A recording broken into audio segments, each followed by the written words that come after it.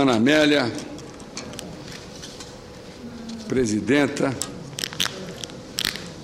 dessa sessão, senador Paim, senador Cristóvão, senador Aníbal.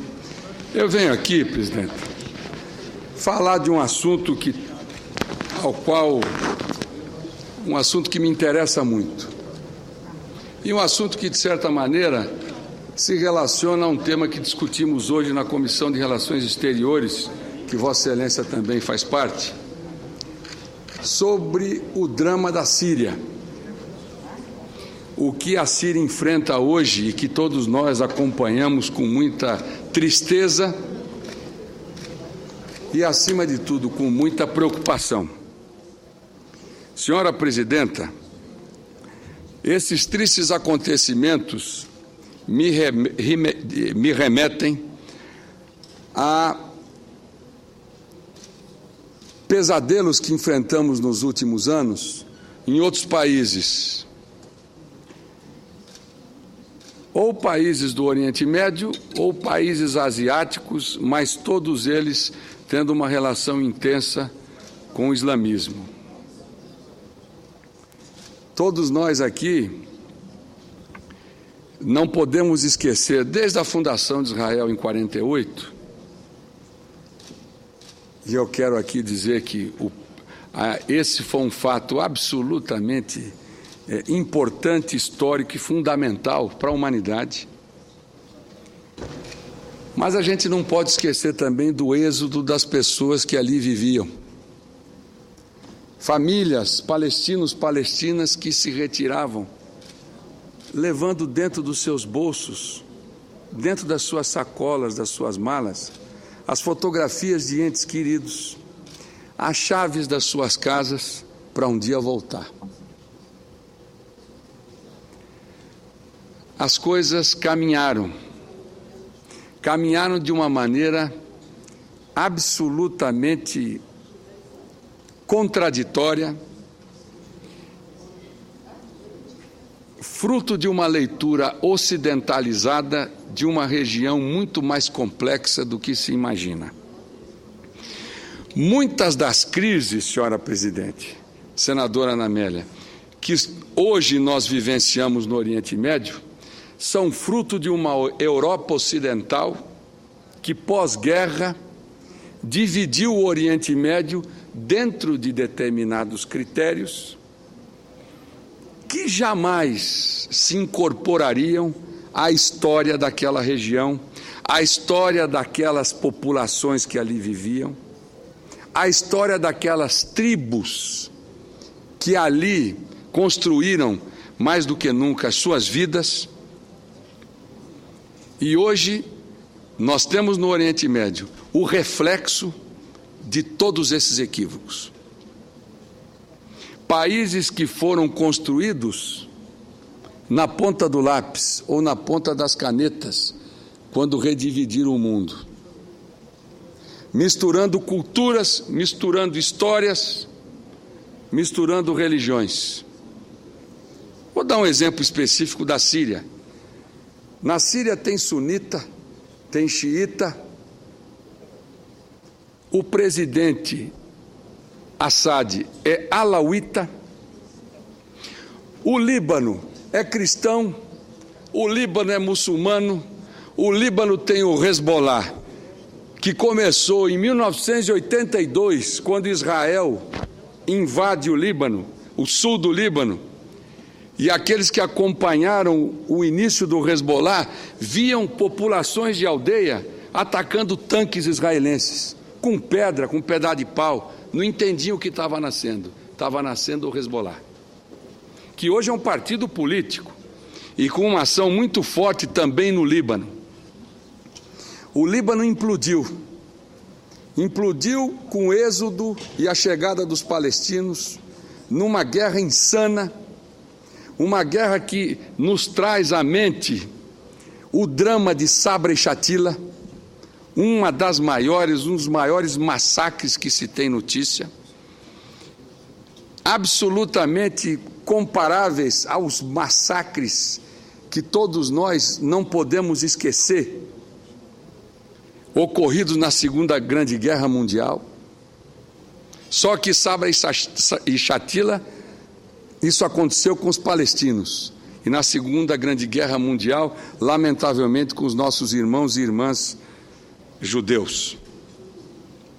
Mas tristes acontecimentos. O Líbano era governado dentro de um grande acordo nacional, onde os cristãos comandavam um governo compartilhado com outras religiões ou com outras lideranças que representavam segmentos religiosos importantes. O Líbano se despedaçou. O Líbano, que era considerado um dos países mais bonitos do mundo, passou por um processo de reconstrução intenso, forte, que se iniciou quando o primeiro-ministro Rafik Hariri, que era um grande empresário na região, chamou para si a responsabilidade dessa reconstrução. Mas por aí a gente pode imaginar, minha querida senadora Ana Amélia, os dramas que essa região tem enfrentado. Israel, o Líbano, os territórios palestinos, a faixa de Gaza, a Cisjordânia, o Irã, que é um gigante país, com muita gente qualificada, ao contrário do que muitas pessoas falam, de maioria xiita, fruto de uma revolução popular, comandada pelo Ayatollah Khomeini, que derrubou o antigo regime do Shah Reza Pahlavi. E importante, nós estamos falando de Oriente Médio, estamos falando do Irã, mas é importante registrar aqui uma coisa: é a realidade desse Oriente Médio que foi redesenhado. A outra coisa... Senador Delcídio... Senadora Ana Amélia. Eu queria, porque o senhor está dando uma aula de história, de geopolítica, e atualizada com os dias de hoje. E eu queria saudar os alunos do ensino fundamental do Instituto Presbiteriano de Educação da cidade de Goiânia, capital de Goiás. Então, bem-vindos. Vocês estão ouvindo o senador Delcídio Amaral, que é do PT do Mato Grosso do Sul, dando uma aula que nós todos também estamos assistindo aqui. Desculpa, senador, mas acho importante, porque são jovens estudantes que estão aprendendo também, como nós, o que o senhor está ensinando. Muito obrigado, senadora Ana Amélia, e bem-vindo todos os estudantes e as estudantes aqui de Goiânia. Muito bem-vindos aqui ao Senado Federal, Senado da República. Mas, minha cara presidenta, senadora Ana Amélia, senador Cristóvão, eu estou enumerando aqui, estou contando um pouco dessa história e contando um pouco das tragédias e pesadelos para mostrar a complexidade que nós vivemos no Oriente Médio. E isso me remete, nós começamos falando do Islã, quando Maomé, por volta de 500 a 600 anos depois de Cristo, produziu uma das maiores obras da humanidade, que foi o Corão, que não é só uma religião, é um livro de procedimentos. A unificação que Maomé proporcionou, a história que foi construída, que entrou inclusive pela Europa, que depois, mais além, se precipitou com as cruzadas, sem falar no Império Bizantino, Constantinopla, enfim, outros episódios que o mundo vivenciou. E eu vim aqui especialmente para dizer nesse dia que foi absolutamente admirável. Eu recebi recentemente, já faz algum tempo, um pequeno livro do jornalista Ali Kamel, chamado Por Dentro do Islã, se eu não estou enganado, um livro fino, mas que compara o judaísmo, o cristianismo e o islamismo. Religiões, sem dúvida nenhuma, que refletem origens assemelhadas, com tratamentos diferenciados. Jesus, por exemplo, Jesus na religião cristã, o Filho de Deus; no islamismo, um profeta. diferenças, mas para uma mesma origem. E a mim me surpreende quando rotulam o islamismo como uma religião radical, como uma religião condenável, e, na verdade, é absolutamente contrária o espírito do islamismo.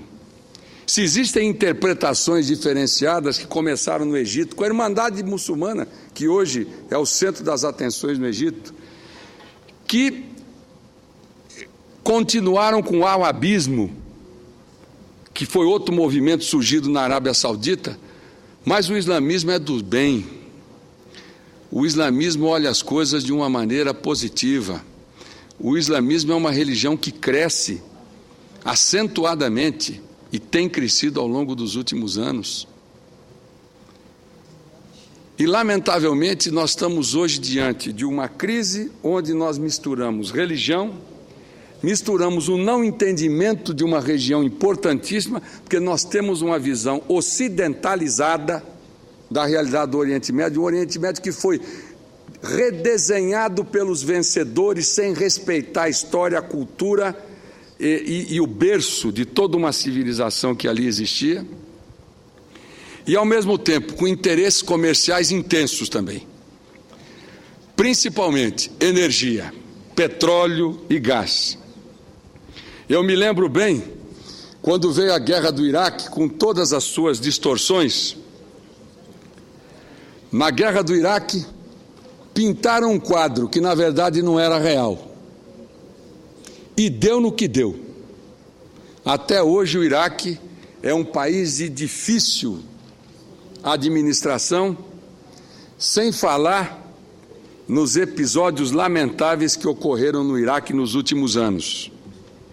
O Afeganistão, de certa maneira, não fica atrás. Até agora é um país que não encontrou o seu destino, que continua vivenciando uma realidade absolutamente distorcida e sem perspectivas futuras. Portanto, esse é o momento, senhor presidente, senador Renan Calheiros, de repensar essa realidade mundial. Está absolutamente comprovado que com armas nós não resolveremos essas questões, pelas diferenças que hoje nós convivemos. Nós precisamos, acima de tudo, de diálogo, de um diálogo franco, sincero, respeitando esses povos. Não é pela força das armas que nós venceremos as vozes da liberdade, as vozes democráticas e as vozes que esperam um Oriente Médio e nações que têm todo o direito à vida, que têm todo o direito à religião, que têm todo o direito na construção de um grande futuro.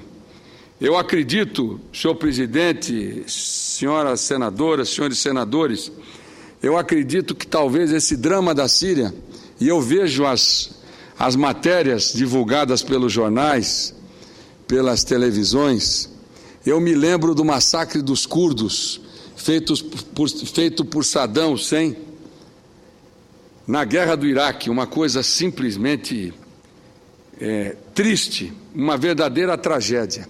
E a gente vê agora a Síria passando por um drama parecido, atingindo mulheres, atingindo crianças, atingindo jovens, a terceira idade. Uma coisa inacreditável, nós que vivemos no século XXI. Portanto, senhor presidente, senhoras senadoras, senhores senadores, eu venho aqui, mais do que nunca, torcer, e o Congresso brasileiro tem também se posicionado nesse sentido, para que prevaleça o bom senso, para que prevaleça o entendimento, para que a gente saia dessa crise no Oriente Médio, especialmente a crise na Síria, através do diálogo de todos os principais protagonistas dessa realidade triste que nós enfrentamos. E, ao mesmo tempo, senhor presidente, senhoras senadoras, senhores senadores, os Estados Unidos começam a resolver definitivamente com o chamado gás de xisto. Os Estados Unidos começam a reduzir a sua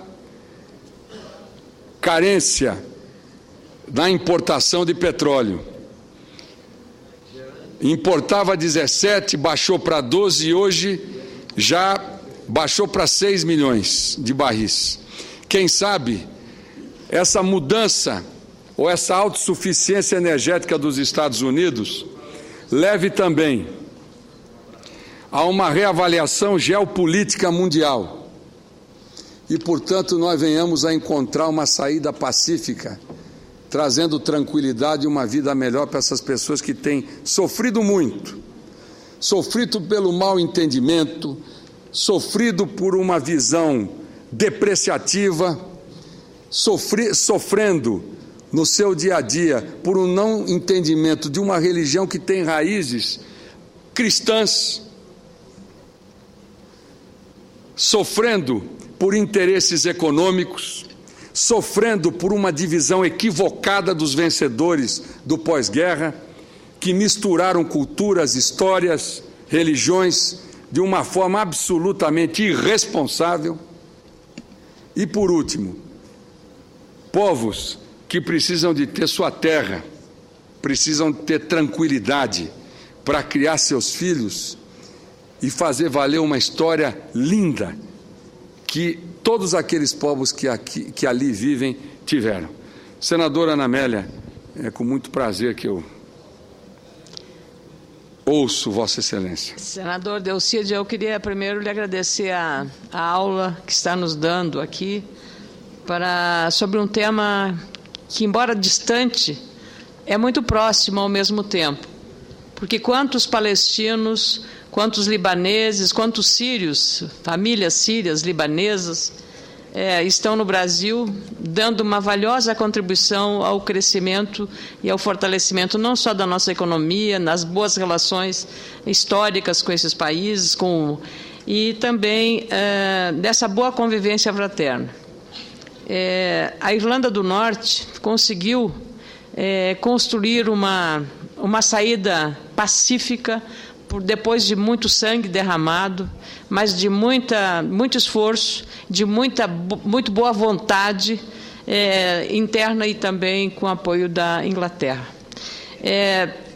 Seria muito bom para o mundo que também no Oriente Médio essa construção de entendimento e paz pudesse ser feita. Como disse Vossa Excelência, é muito difícil para nós ocidentais e para nós brasileiros, especialmente, que temos uma fronteira de amizade aqui na região, entender os conflitos sangrentos, guerras civis acontecendo de uma maneira assombrada, de uma maneira inacreditável até no século XXI. Se de fato houve uso de arma química para matar adversários, no caso da Síria, mas esse é um problema, eu diria, muito mais dos sírios do que do mundo. E queria aproveitar e dizer, quando Vossa Excelência referiu ao reconhecimento do Estado de Israel, como gaúcha, fico muito orgulhosa de mencionar a figura de Oswaldo Aranha nesse processo, lá em 45. Então, tudo isso mostra que nós precisamos, de alguma maneira, estar contribuindo. E a atitude do governo brasileiro em relação ao caso da Síria remete ao Conselho de Segurança das Nações Unidas. Nenhuma nação pode, solitária ou isoladamente, ou com 2 ou 3 países, chegar e invadir aquele país de maneira violenta e matando também cidadãos civis e cidadãos inocentes. Então, acho que a posição do governo brasileiro nesse episódio está dentro de um caminho de paz e de um caminho de não interferência, de não intervenção, a não ser por uma determinação coletiva do colegiado das Nações Unidas. Então, eu queria cumprimentá-lo por trazer o tema nesta tarde, para que a gente também aqui faça uma reflexão muito adequada, como fez Vossa Excelência, sobre essa questão. Nós que temos com esses países todos um relacionamento histórico e muito construtivo. Muito obrigada. Muito obrigado, senadora Ana Amélia, pela parte. E eu gostaria, para concluir, senhor presidente,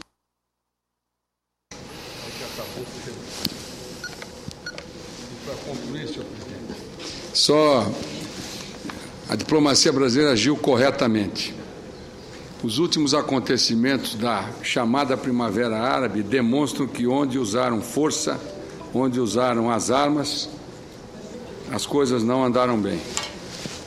Portanto, a iniciativa da diplomacia brasileira é absolutamente correta. E quero, senadora Ana Amélia, apesar de uma postura, e esse é o nosso entendimento, comedida, de diálogo, de reconhecimento, de entendimento, de respeito à história, à religião, à cultura, né, de paz, a situação da Síria exige uma ação urgente. Porque a Síria só chegou nisso porque existem outros interesses associados à Síria como um grande player, como um player estratégico, como um ator estratégico, um protagonista estratégico no Oriente Médio. Agora o que nós estamos falando é da vida das pessoas. Portanto, apesar de uma ação de diálogo, de paz, ela é urgente, porque acima de qualquer interesse estratégico que está em jogo são as vidas das pessoas, dos nossos irmãos sírios e sírias. E para terminar, senhor presidente, só para concluir, a senadora Ana Amélia aqui citou o caso da Irlanda do Norte. Eu tive a oportunidade de acompanhar também com muito interesse o difícil acordo que foi a duras penas alcançado através do diálogo com o exército republicano irlandês. E tive a oportunidade, em loco, conhecer esse dilema, especialmente dos católicos, eu que tenho formação católica e jesuíta, Companhia de Jesus, a mesma do Papa, só que eu não sou Papa, mas eu sou também criado pela Companhia de Jesus. E é inesquecível, há um filme chamado Sunday, Blood Sunday, ou Domingo, eu não me lembro a tradução, o nome em português, mas foi um massacre feito pelas tropas inglesas em Belfast. Isso foi uma